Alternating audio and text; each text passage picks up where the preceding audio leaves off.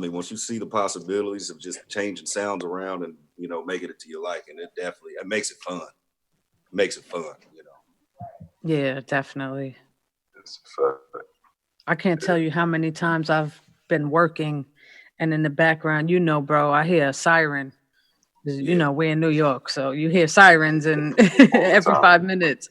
And it just fit perfectly in the beat. And I'm like, hold on, I need that. It right? always does. It It's always on point. Does. It always does, man. And I just throw it in. Yep.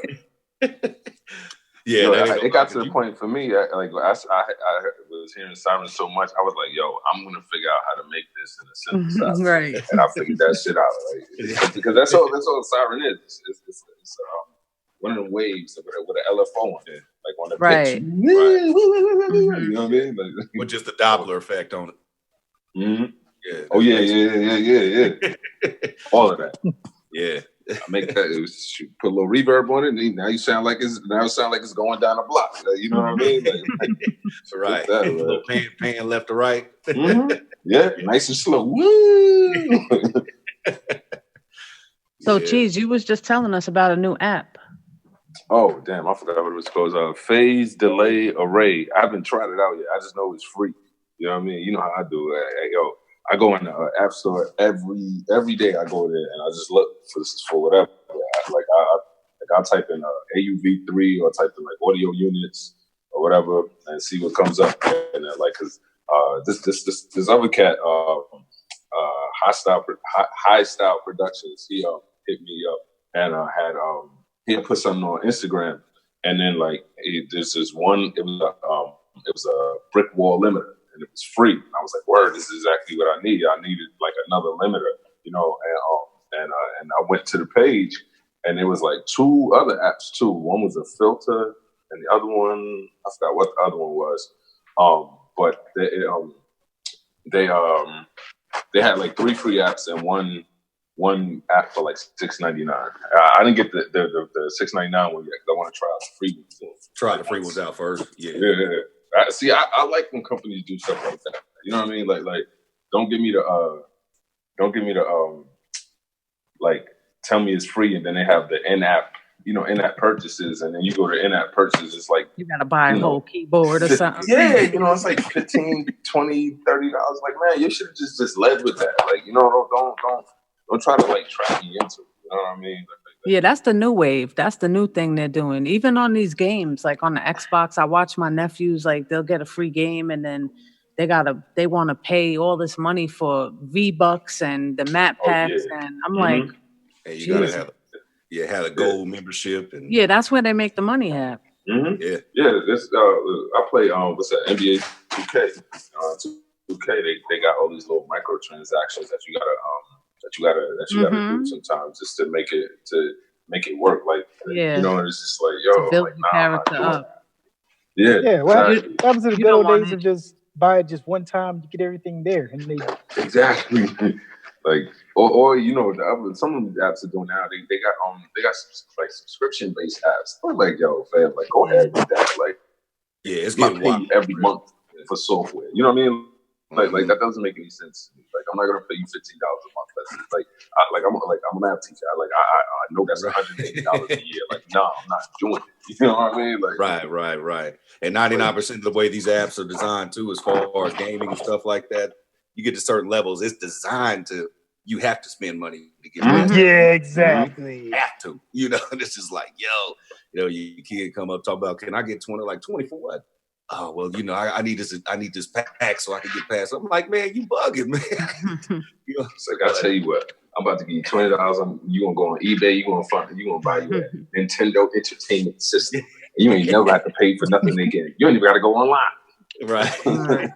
That's like Cat Williams. What he said that time, he was like, you could get 20, 30 games with this Nintendo, or you could get one with this one. Like, yeah, when he was talking about the shoes, he was like, the shoes too. Yep. You know what's funny? I just heard them sirens.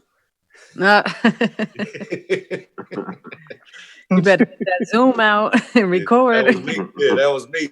And I live in Kansas. Ain't that some shit?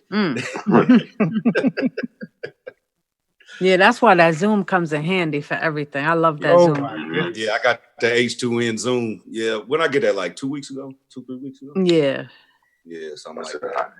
You got the new one. I got the old one, the little blue one with the bad. It's a camera and a mic. The video quality is trash, but the mic on that, oh my god, that is crazy. This is like a stereo condenser. The Zoom has a camera one. It's an old one, but yeah, they definitely got. They still got a new one. They got a new one. They got a camera. I think I didn't even know that. I thought that was just mics. I've seen some people use those on YouTube. Yeah, like because the one I got the Q3. Like it's dumb old. Like I've had it probably for like 10 years. I know what you're talking about. Okay, yeah. It look like a little aliens, like blue, and you put the little windscreen on it, so it look like a little alien or whatever. Like that joint is dope. I can't find it right now. I don't know where the hell I put it. That's what's nice about the one that we got. It's got the windscreen. It came with everything. It came with the mic stand, the extra mics.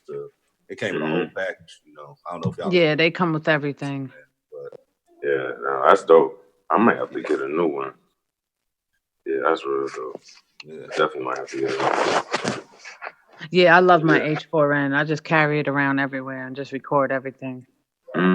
So you got DJ apps because they got amazing DJ apps on iOS. Oh, so that was one of the things that I always loved about iOS. So when I remember I told you how at the beginning I went when I was using I used Lemur, so to try to do the whole thing of making your own little controls and stuff like that. So then in the process, that's when I also learned about algorithm DJ and DJ player. And in the beginning, DJ player that was the jam because it was like it was you could do anything, and then I'd hook it up to my iPod Touch at the time, and man, I would just go into a place and would just mix, just do whole sets with some iPod Touch.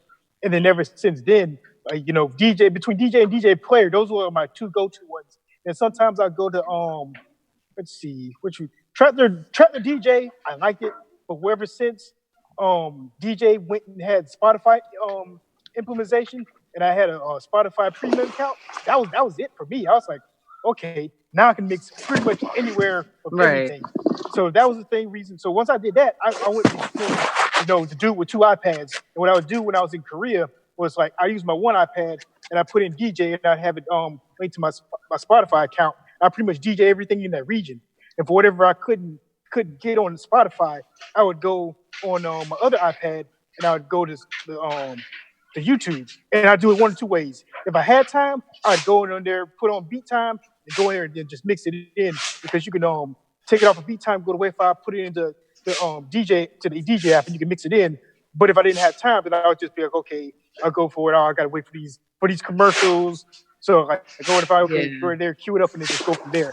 I couldn't mix it in. I just pretty much had to punch it through. But it's like I got cross DJ. Like I got cross DJ is fire. Yeah, these are my favorite right here on the screen. Yeah, I used to use cross DJ on my laptop. Like that with a controller. But for some reason, cross DJ, like you got a pay to unlock all the features or something like that, right? Mm-hmm. Yeah.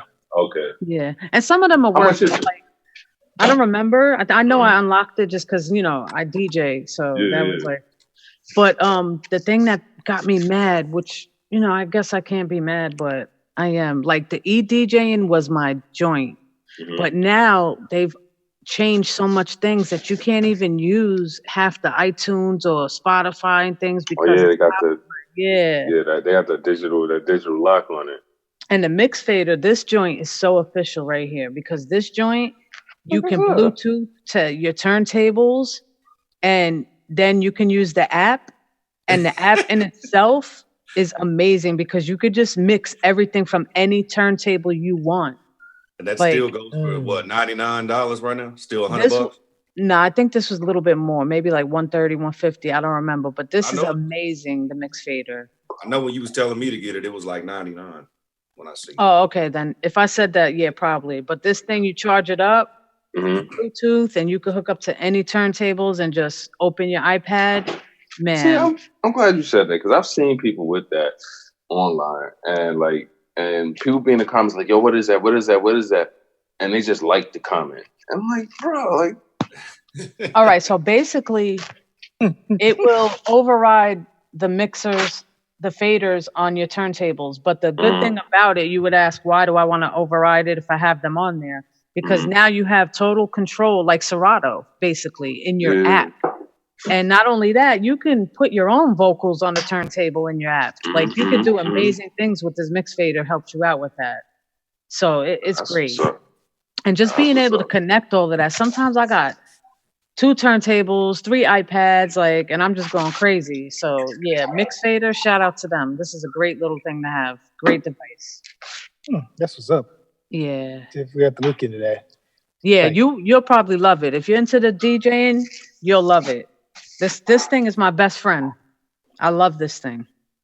And look at, you just throw it in your bag. It's small. Yeah, that's like put it right in your pocket. Yeah, and it sticks to everything the bottom, so that's cool. Oh, okay, that's what's up. Yeah. Is it like a magnet or just like it's just adhesive? It's just like yeah, but it's like some new shit where it doesn't. That shit sticks. It just I know what you're talking about. Like it's kind of like like you go wipe it off. Yeah. Keeps you from sliding. Yeah, right. Because you don't want to be sliding with this. Yeah, no, not at all. Yeah, this and my Newmark turntable, yeah, incredible. And that Mixfader app and edjing, like, incredible. Sounds dope. Sounds real dope. Yeah, it definitely is. I wish they would update crossdj to the latest to the desktop version, like how the desktop got updated with a bunch of stuff. Like, I mean, they're doing slow updates, but I wish they would like update it, kind of like match it up, like how Traptor actually got Traptor DJ2, the second iteration of it, that to kind of sort of match up with the original, with Traptor Pro 3. Yeah, I never used that on the PC. What, like Traptor Pro. Yeah, like Traptor Pro is dope because that was like the first DJ after where I can use MIDI to go with MIDI. That's how I was able to do the whole ad hoc thing and use Lemur to control everything. And then, but like these days, I actually use the latest version of DJ because for the longest, the one thing I always wanted to do was be able to like take a MIDI controller and to control it. And once they finally made, I had to pay like $10 to do it.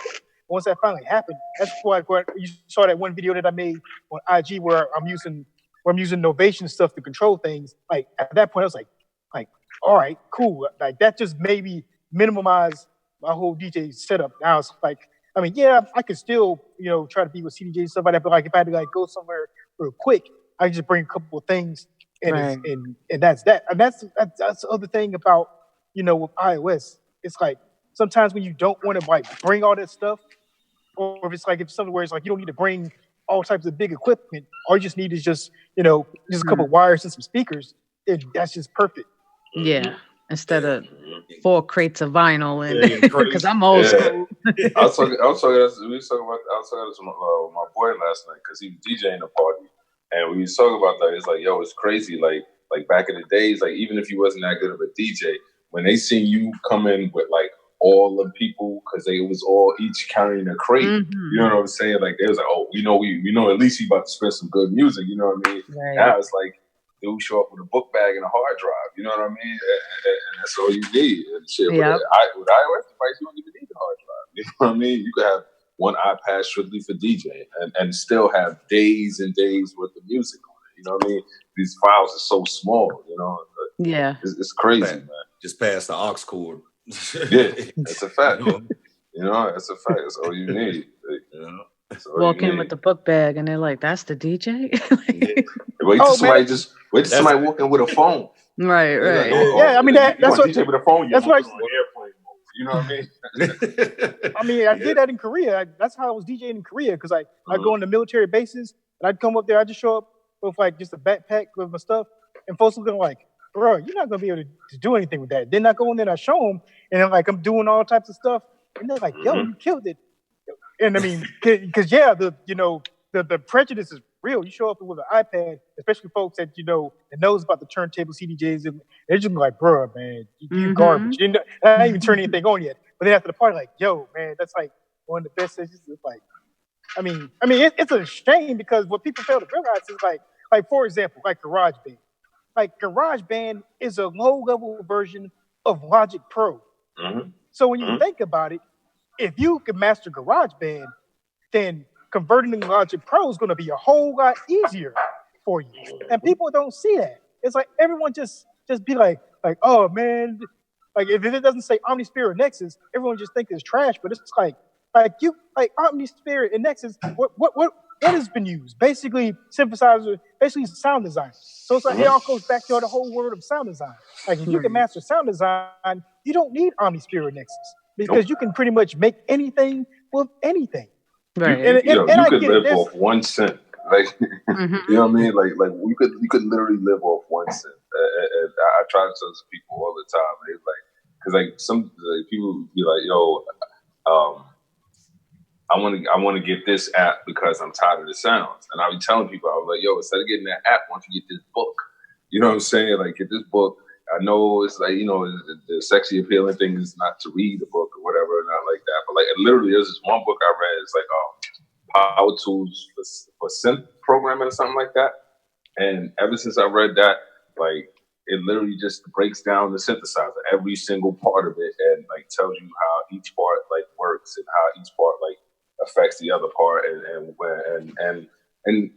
like you sit there, and the next thing you know, you're making your own sounds. You know what I mean? Right. And it's because it's unlimited. Like yeah. You have to play with things too. You know what I mean? You have to play with it because you could just go and make billions of sounds. The thing that I learned about synthesizer, like a little analogy that I like to use, like our life is all about looping. Like when you think about it, like you go your single cycle waveforms is basically just think about like Old Town Road. If you play it fast enough, it's just going to sound like a synthesizer, right? And so what I like to do, what I try to say is explain of okay, like anything is basically a loop.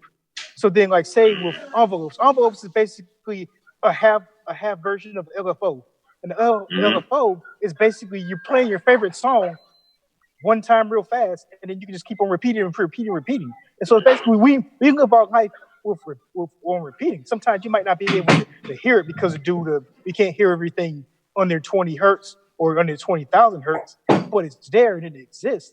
And it's like when you start thinking about everything in loops, then like how people like, oh man, you made something on loops, you're garbage. No, we live our life with loops. Like if you think of it more like that, then it's like think about it. You know, when you drive your car and stuff, steering wheel loops around, or your car tires, it loops around. It's like we are basically designed to basically work through loops and repeating.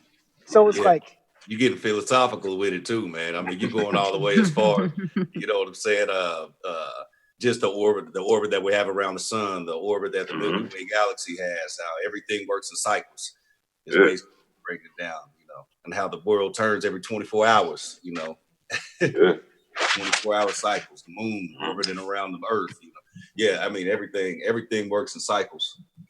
Everything. Yeah, and it's crazy because I think sometimes like having too many things could be overwhelming. Like, you know what I mean? So if you have one to focus with, like I notice I have like synths, for instance, I have so many apps that by the time I choose the one I actually want to work with for that day, an hour has passed and I'm like not in the mood anymore. So if I just stick to one sometimes and I'm like, no, I'm sticking to this one. I'm just gonna play around. Like I get so much more done.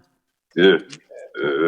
I remember when I first started making beats, like I bought the sampler and the sequencer, this Yamaha joint, and I was in college, and so like literally what I had to do was like the sampler, I had to like put that to the side and then like just learn the sequencer first. You know what I'm saying? And once I learned the sequencer, then I pulled the sampler and I started to put samples in it, and then I brought them two together. And like, hey, I remember when I brought them two together, and I was like, yo, I think I actually do this stuff. You know what I'm saying? And like that, like for me, that's what it all like. Same way you say, sometimes you got to simplify it to get to make things more like complex. You know what I mean? Because if you go the other way around, it's just not going to work. You know what I mean? Yeah, it gets overwhelming. Yeah, it's like we know sometimes less is more.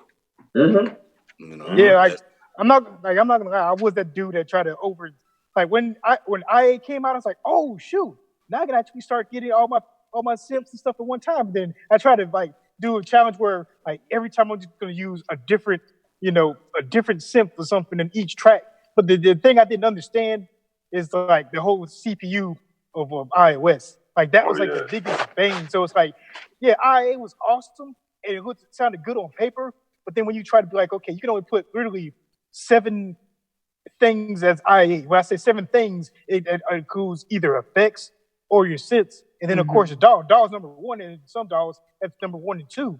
So it's like you can only, so theoretically you only put 5 of these things. And then you got to start trying to do number crunching. And me, I'm from Florida, so me and numbers don't mix. But I'm up here trying to like okay, so now I got to get these cheaper synths and try to partition CPU and stuff like that. And it's like I get something that sounds dope. Like this is before BM3 became Crash Syndrome.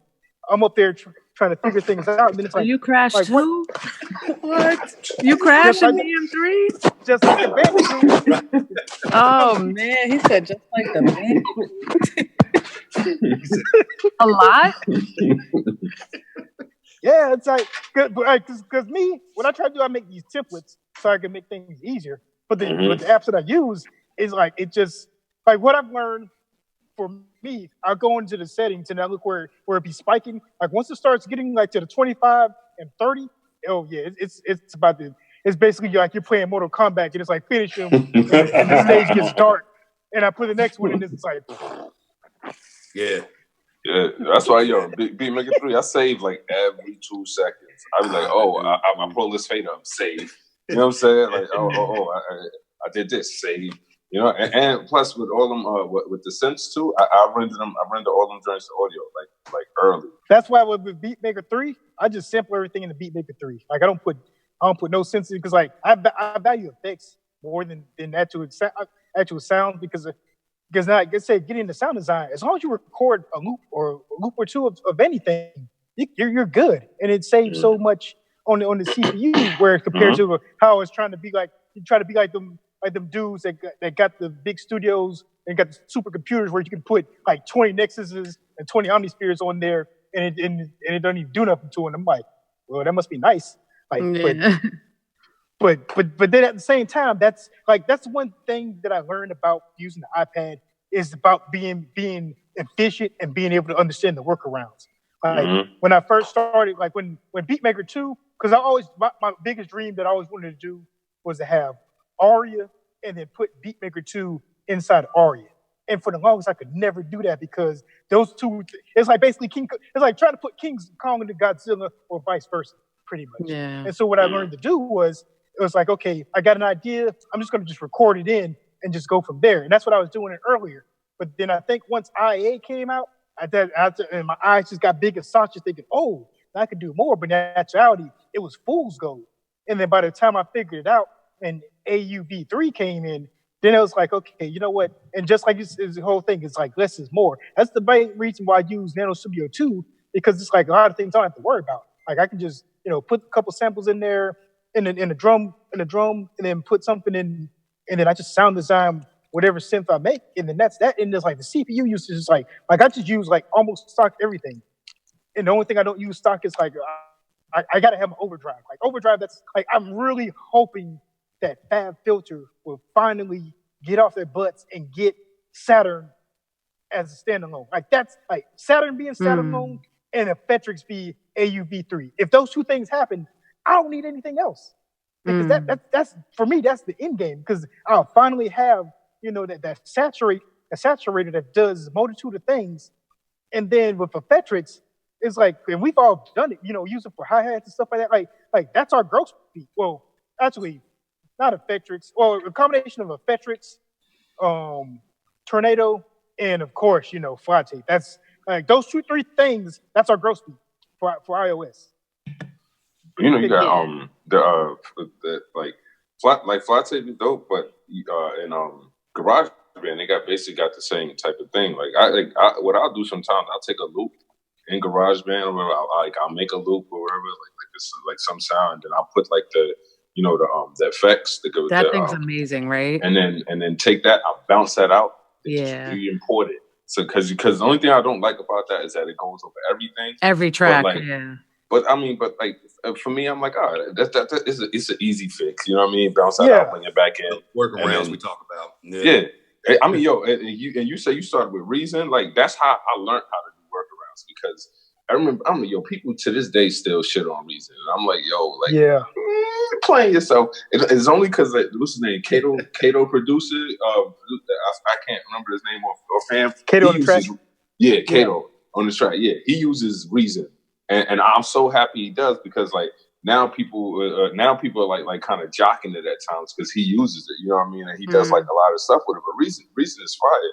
But like but even like with the inter-app audio and AUV3, like to me the inter-app audio is like when Reason had like if you wanted to use Reason in Pro Tools, you had to do it like this rewired thing or something like that. We had two programs open, and if you didn't have two monitors, it was a nightmare. You know what I mean? Like, and you had to stream the audio into Pro Tools and stuff like that. And then like and so like that's what like inter-app audio is to me. And then like the AUV3 is just like using a VST basically. You know what I'm saying? Because it loads right up in the program as opposed to like you having two programs open. You know, but I don't mind the inter-app audio to be honest. To be completely honest, I don't mind it because like I said, it makes you commit. You know what I mean? Like, because you have to record it to audio, or you have to open back up and load all these apps up and stuff like that. I just record the joint, everything the audio right there. Just commit to it. And if I don't like it, I just record it again. It's not like I'm using tape, you know. And I'm like, man, I ran out of tape. Like, I ain't running out of nothing. You know what I mean? Yeah. Undo, Control Z. You know what I mean? Like, exactly. Yeah. So. Yeah, those effects in GarageBand, I think that's one of the best features. I love using those. Yeah. I think they're underrated too. Oh yeah, the whole GarageBand is. You know what's slept on in GarageBand too? Like you know how when you go to the audio units and you scroll down and it says Apple like low shelf filter, low pass filter, and you turn it on and it's just like a black screen and it has like a knob and it's like there's no fancy sexy screen or nothing. Man, listen, like those work. You know what I mean? If you know what you're doing, like you can make it work. You know what I mean? Like, because I don't know. People just like to spend their money. I'm like, yo, I want to keep a little bit. You know what I mean? Right. Exactly. Like I said, don't be like me. You get like Christmas to spend $300 on apps, and you don't even know how to Same. Hey, you be on your Birdman. And never stop, right? We were just talking about it too. Like, hey, you know, the holidays is already right around the corner. Coming around the corner. Cyber Monday and that, man. I swear, every year I'll be trying. I'm like, yo, I'm gonna minimize my stuff. I'm gonna minimize it. It'll never happen. Yeah. I remember I sold all this stuff. I had this money. Next thing I knew, I had 5 synthesizers again. I was like, what the fuck? How did this happen? Like, it's like, what's going on, man? Like pulling them gray hairs. You know, you pull one. Yeah, and the 2 pop up. Right. So like, hey, we back. And I brought friends. Yeah, right. Whole squad pulled up. Gray hairs, the squad.